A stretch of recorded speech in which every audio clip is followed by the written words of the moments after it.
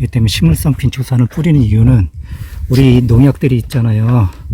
이 농약들은 석유 제품이기 때문에 약 산성에서 최대 효과를 얻거든요. 근데 우리 물들은 전부 다 보면 약 알칼리성이거든요. 그러니까 pH가 보통 한 7점 초반대 정도 되는데 이게 한 6점 초반대나 5점 후반대 정도 나와야 되거든요.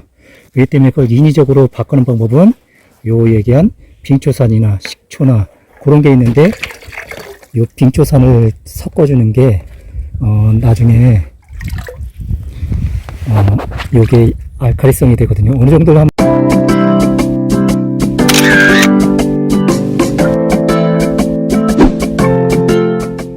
안녕하십니까. 사과 사랑에 빠진 남자 구자훈입니다.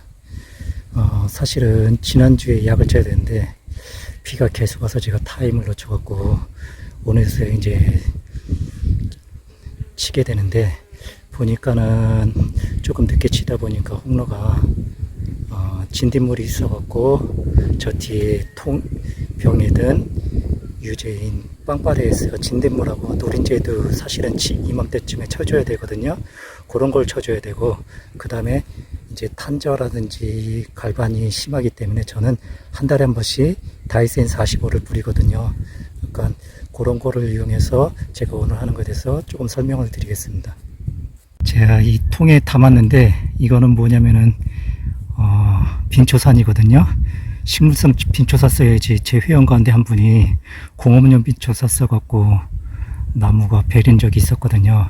이 때문에 식물성 빙초산을 뿌리는 이유는 우리 농약들이 있잖아요.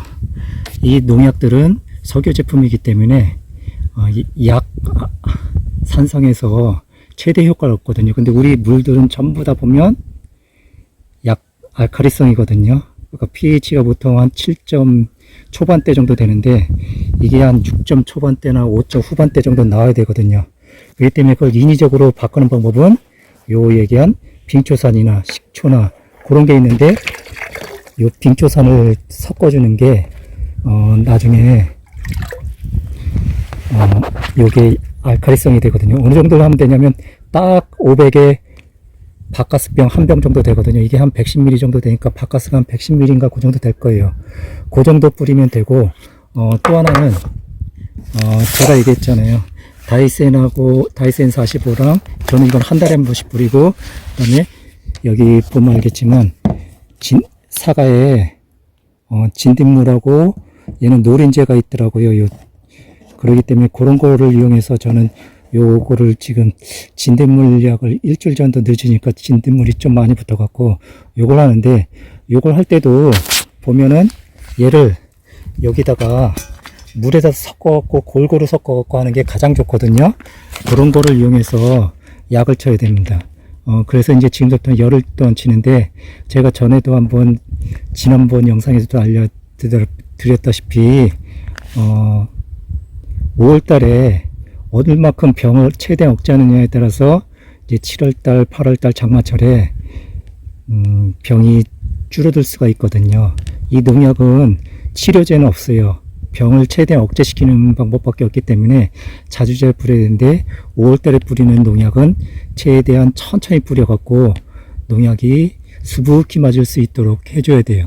우리가 보통 이파리가 저렇게 없다고 좀 적다고 빨리빨리 뿌린 분들이 있는데 5월달에는 농약을 얼마나 뿌리냐에 따라서 1년 동안 병의 중이 좌우가 되기 때문에 수북히, 딴 때보다도 더 천천히 수북히 쳐주시면 좋을 것 같아요. 그래서 쳐줘야 되고요. 그 다음에 올해 같은 경우는 특히 제가 전에도 얘기했듯이 저는 이 땅에도 지금 병균이 많거든요. 그렇기 때문에 이 땅에도 화상병약 마이신 계통 있잖아요. 조금 남을 거예요. 그거를 주기적으로 한 달에 한 번 이상 뿌려줘야지만 올해 이 나무도 뿌리는 것도 중요하겠지만